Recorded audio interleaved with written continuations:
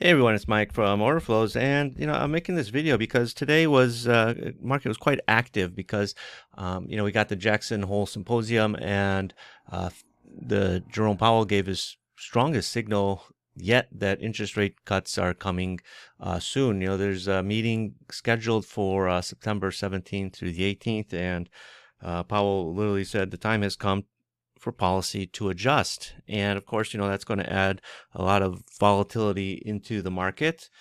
And, the market did not disappoint. If you were to look at, the bar chart, market immediately took off, then came off, went down lower than where we were before Powell started speaking, went back up, came back off, went back, again, lower than where Powell first started speaking.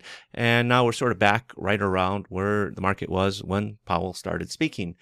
And when a market, picks up volatility because of something somebody said, obviously Powell's a very influential person in the market. What do I like to look for in the order flow is I just sort of go back to the basics, right? I'll start to keep it simple. I will look at how the imbalances are coming in, because when you add all that volatility into the market, you're going to get bars that are stretched out.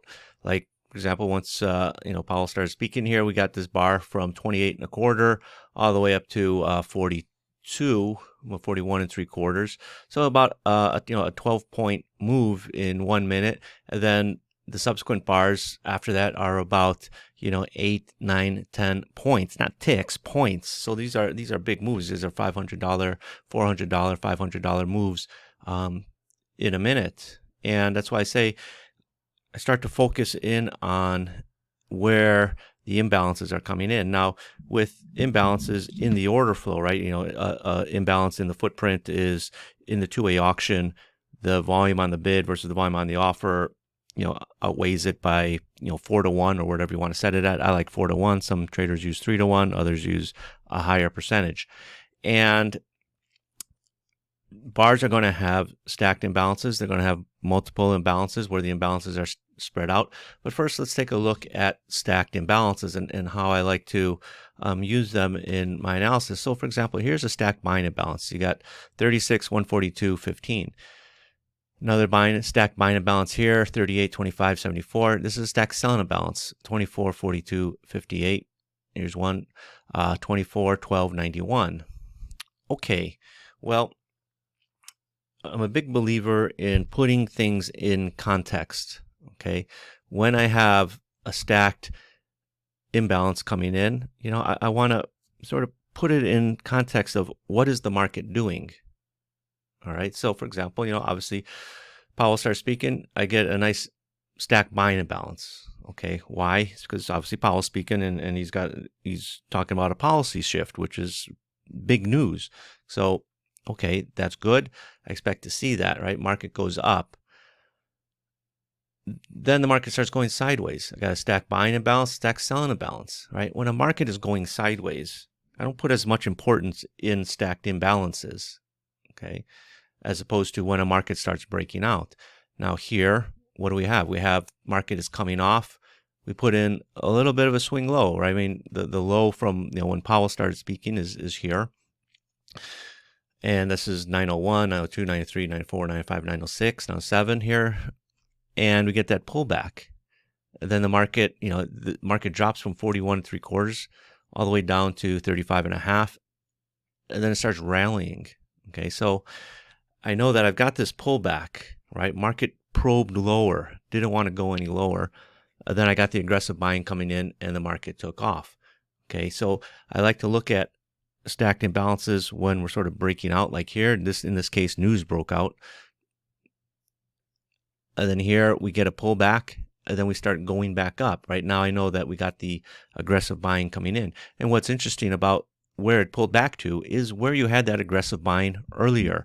That's why I like to have zones drawn out so I can see where that aggressive buying started.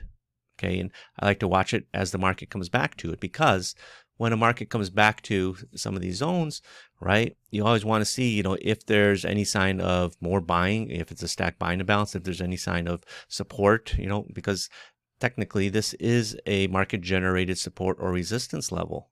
right? You can see here, you got market selling off. You got a lot of aggressive selling. You got stack selling imbalance, stack selling imbalance, stack selling. You got 5 right here, okay? Even, another one here. And you can see the market sort of came back here, just got around here. It's rotated around here for 3 minutes. You got another level here. It's rotating around. Another level here. It's rotating around.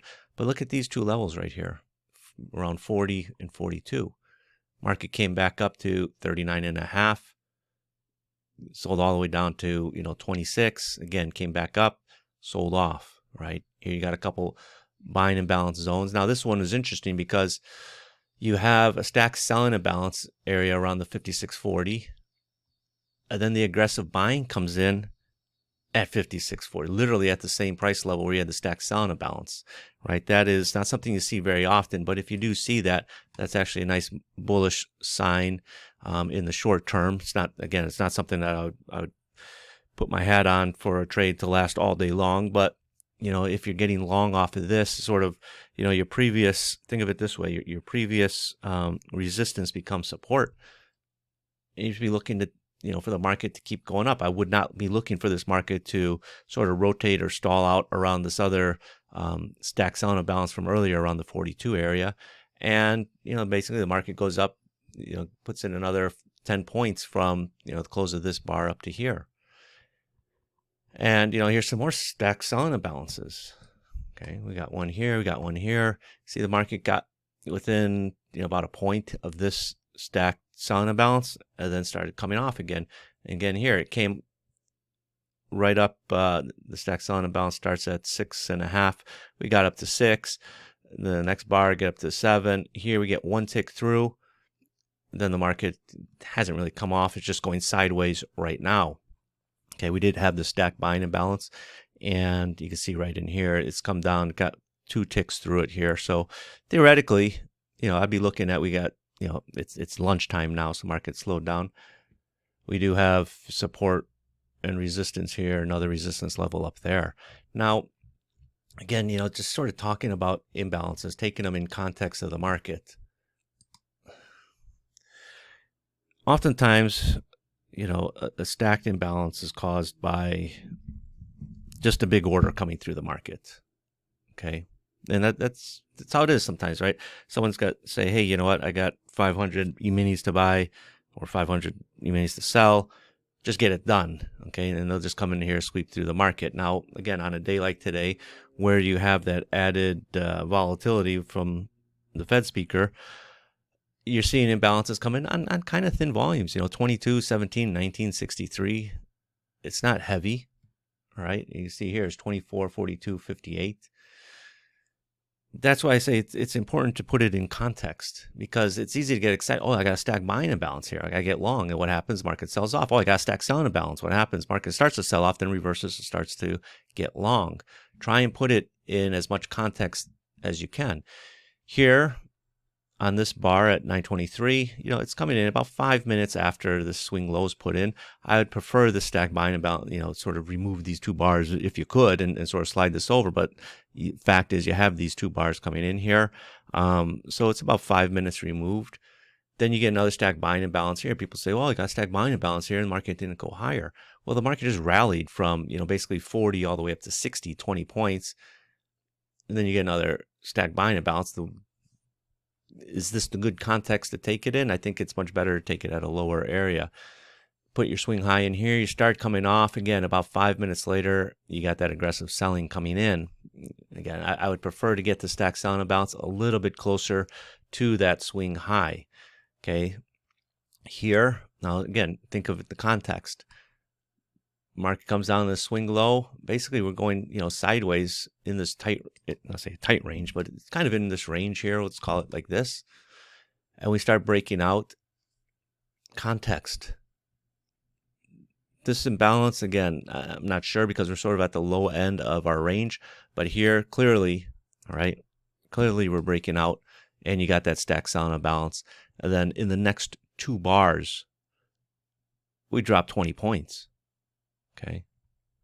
So that's what I mean, when I talk about context. Again, here you got a couple stack buying imbalances in this 1 bar, but again, it's coming in about 4 minutes after that swing low has been made here. Okay, think of, whoops, itchy mouse finger. Here, got a nice swing high, defined swing high.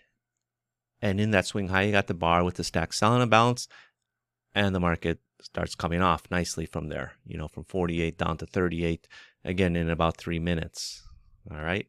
So, the point is, if you're looking at imbalances in the market, take them in context of where they're coming in, not just that there is an imbalance. Because, again, you have instances where it could just be a big order coming through. But if you have a stack buying imbalance coming in at a swing low, what's that telling you? Is it telling you that the market's sold off enough that you've attracted buyers into the market, aggressive buyers into the market that want to help take the market higher? Or if you're at a swing high, after a 20-point rally and you see aggressive selling coming in, that's probably something you can take advantage of. Right? Because again, you want to align yourself with what the big money is doing, whether it's big money through a big order, or maybe people have information that you and I just don't have. All right, so hopefully you found this video helpful in understanding on how to use stacked imbalances in the market. So thanks, everyone. Bye-bye.